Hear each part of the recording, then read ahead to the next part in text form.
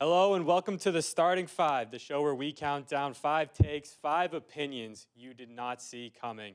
I'm Kaden Trenoweth, and today we are about to talk about 5 hitters who would probably not likely be as good as they were in the MLB in today's modern era. Joining me today, Jackson Stafford and Calvin White. Gentlemen, this is a list that's always debated about in sports, always comparing eras. I do want to clear the air before we start. All these players had great careers in their time frame. This is just for fun list that is all opinionated just by me. You can shade all you want. But I do want to address the elephant in the room, and that's number 5. Anyone who retired before 1950, automatically, they're not qualified in today's era. We all agree on that? I think a few guys, maybe you give them the training that these guys would get in the modern day, like the top guys, Babe Ruth, Ty Cobb, Lou Gehrig. All right, that's what I'm saying, though. You can't compare the eras. And, these guys would not be as good in today's era if they did the everyday things of the past day, right? In the 1950s, Yeah. You can't do that today. That's a no-fly zone. We're in a completely different era. What they had to deal with back then is like high school ball today. And now everybody in high school ball is hitting 400, which is what everyone back then used to do. You don't think they'd be able to adapt at all in No. today's game? No. I think Paul Skeens would have these guys retired after 2 plate appearances. I mean, I'm in agreement that most players who retired before 1950 definitely wouldn't make it in today's league, but I think those top guys, Lou Gehrig, Ty Cobb, and Babe Ruth, they would be able to adapt. They had the power at that time. They had the contact. I think that translates. I'll give you that exception. I'll give you the exception of those premier Hall of Fame guys that have their jerseys retired and all that. But most 95% of the league, no. Absolutely not, right? Yeah. Okay. All right. So that brings us to number 4. Number 4, Rod Carew. Great guy, Hall of Famer. But here's the thing. He hit about just over 320. He's a magician with the bat. But his style to his swing was just get the ball and just try to hit it somewhere where no fielder was. Which, I mean, everybody does that. But his swing would not be adaptable in today's era. I think his vision would be, though, he drew a lot of walks for his time, and I think that would translate, I think, to today's game pretty well still. Do you think with the modern era spin rates and all that, he could be able to hit with that slap style? Or would he be frozen with that slider? I don't think he would be. He would I think he's still a 300 hitter. I Really? still think he's going to get there. I think that discipline and the vision, I think that really carries over, honestly. I agree with you, Kaden. I don't think he would translate to today's MLB just because, the plate discipline, the contact hitting, it was great at the time when he played, but I think his level of hitting definitely wouldn't be even enough to be a rotational player in today's league. And I think that's kind of what this list gets at, right? These guys revolutionized what we do today. These guys made it an everyday occurrence for what they did that was exceptional back in their time frame. But nowadays, you just can't get away with half the stuff that they did, right? So that brings me to number 3, Pete Rose. Pete Rose, great baseball player. Isn't he now going into the Hall of Fame? Yeah, I think they just allowed him in. So the one knock about Pete Rose that would not fly in today's era was he was just under, I believe, 700 OPS for his career. That gets you cut, and you don't make as much money as he did throughout his career for that exact reason. Yeah, a big part of why he became the all-time hits king is he was in the Big Red Machine in the 70s. He was leading off with Bench, Joe Morgan, those guys behind him, and that definitely helped him. I think, hot take, Kike Hernandez. That's who Pete Rose would be in today's era. Just that scrappy guy that gets thrown. Hustle. Yeah, the scrappy guy that gets thrown in there who will go win you a game here and there throughout the 162-game season, but you're not relying on Pete Rose through the entire season. I agree. I think Pete Rose in today's MLB could be just like a spark plug that you put in maybe every once in a while, but yeah, his entire career was built on just his hustle, and like you said, he was in a great position. In today's league, I don't think it would translate at all. No. This is where the list starts to get a little fun, in my opinion. We got number 2, Wade Boggs. Calvin, why are you shaking your head already? I mean, Wade Boggs is one of the greatest contact hitters, one of the best eyes on the plate. I mean, he hit everything, and he was consistent for just so long. He hit under 300 3 times in his entire career, and 2 of those came in his last 3 seasons. I do agree with that. Wade Boggs would probably be a 300 hitter in today's era still. What this guy did was unreal. The reason I put him on this list, he had a 400 slugging percentage. That's not going to fly. Like, you're not building around Wade Boggs in today's era. You're not building around him, but if you have someone who has a good slugging percentage and his OBP is good, Wade Boggs is, and you've got Boggs on base, that's helpful. That's something that teams need still. I do agree. He'd be like a bottom of the order, 8-9 guy, maybe in the 1 slot to lead off the game. He's not the guy who's batting 3, 4, 5 anymore in today's era. Jackson? Yeah. He won 5 batting titles, and I think similar to Carew, I think that kind of translates. He drew walks. I know we're talking about defense, but he played great defense as well. And maybe it's the Boston bias, but I don't think he deserves to be on the list. I think that's a great point. He had phenomenal fielding. So, like, I think that also gives him another point where he would be able to make This is it. about hitting, though. I know, but he would still be able to stay on a roster, right?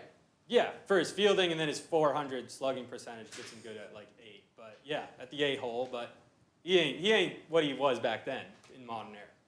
Okay. Number 1, I saw it flash across the screen. I debated this one so hard, but I had to put it on there. I got Tony Gwynn. Hands in the face already. What's going on? I mean, Tony Gwynn is maybe regarded as the best pure hitter ever in baseball history. Like, that man has more doubles than he does strikeouts in his entire career. He was the most consistent hitter in his era, and he probably is still the most consistent hitter of all time. I don't know how you could have him up here, how you could think that he wouldn't still hit 300, how he still wouldn't get on base constantly. I mean, he had maybe the best plate vision that I've ever seen of anyone. I didn't watch him play, but looking back, that man never struck out. He's not going to strike out in today's league. He's still got good eye. Lay it on me before I get my Gwynn on here is crazy. I He's just crazy? It's just crazy. He only struck out 400-something times in his career. That nowadays, that's like 2 to 3 seasons for guys. He faced some of the best pitching of that era. Maddox, Glavine, Pedro, all those guys. And for him to be in that steroid era and still perform as like one of the top guys, that's just like, that's ridiculous. I think pitchers today are worlds better than pitchers back then. They are better, but like those guys, they're still the top. Do you think movement's better today than it was back then? Yeah, and definitely velocity plays a lot too. So today it's all about the pitch tunneling, right? So Yeah. you have to get that fastball high. Fastball high mixed with a slider away. I just don't see a guy like Tony Gwynn being able to keep up with that consistently like he did throughout his entire career, right? Like, remember, this isn't a list about guys that would not succeed today. These are guys that wouldn't be as good as they were back in their day in the modern era. So it seems like all of these people are just contact hitters, right? Like, Yeah. they're not hitting dingers. But would you say someone like Ichiro Suzuki is not one of the best players of all time? And he's a very similar play style, and he played throughout many decades, almost up until like right now, and he played amazing. So what do you think about that? I almost put That's Suzuki in the crazy. 5. That's crazy. I almost did. I won't lie. I put that one as the cop-out because I was thinking about Suzuki. Really? Yeah. Are you serious, Kaden? Yeah, I was. You got 2 of maybe the best, most consistent hitters of all time in your top 5. Yeah.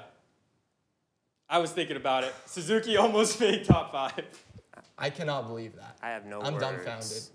All right, so if these guys played today, you think they'd be able to adapt just fine? Like all 5 of these, all No. 4 plus whatever, 100 Not- people? Not all 5 of them. I don't think Rod or Rod Kuro or Pete Rose could. I think Wade Boggs maybe could. He's definitely not as high up as Tony Gwynn, but Tony Gwynn could definitely play in today's MLB. I don't think there's any doubt about that in my mind. Where do you think his peak is in today's MLB, though? Do you think it's what he is right now? Like what he finished his career as? No, because he finished his career as maybe the best hitter ever, but like he's definitely going to be in like Silver Slugger rankings every single year if he was in today's league. I mean, You don't almost hit 400 in a season. You hit 300 your entire season and not be a good baseball player, regardless of the pitches that are coming at you. I understand pitching is better now, but it's like he was playing against the best pitchers of his era, so he's already used to good pitching. Yeah. So I guess the big thing, the reason behind every single name on this list was really just the power numbers today are so much more important than they were back in the day, right?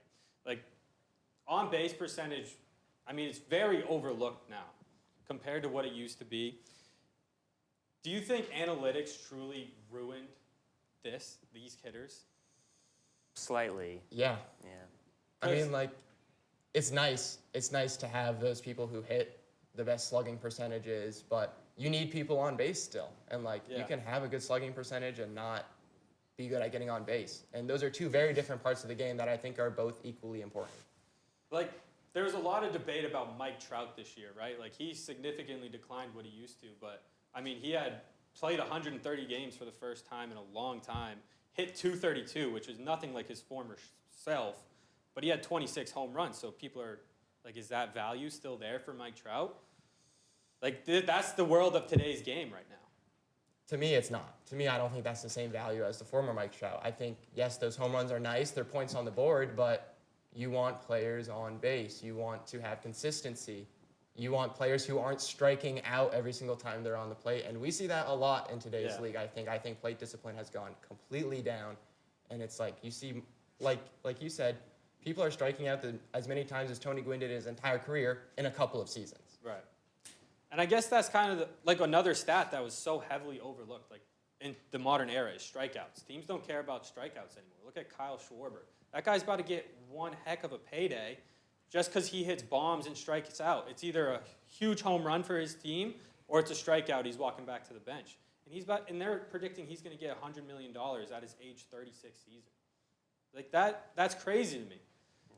And you don't think Tony Gwynn could get that same money with the consistency? No. The opposite play No, style? that's why he's at one. I don't think he makes the same money, but Tony Gwynn and Wade Boggs today, with the analytics and everything, like Tony Gwynn back then really relied on analytics and cameras, and he was one of the first guys to do that. And now with all the more advanced stats and everything, I can't imagine, like, what could he do today? I think he's still like a 330 hitter. Well, what we can do today is wrap this show up because you guys are wrong.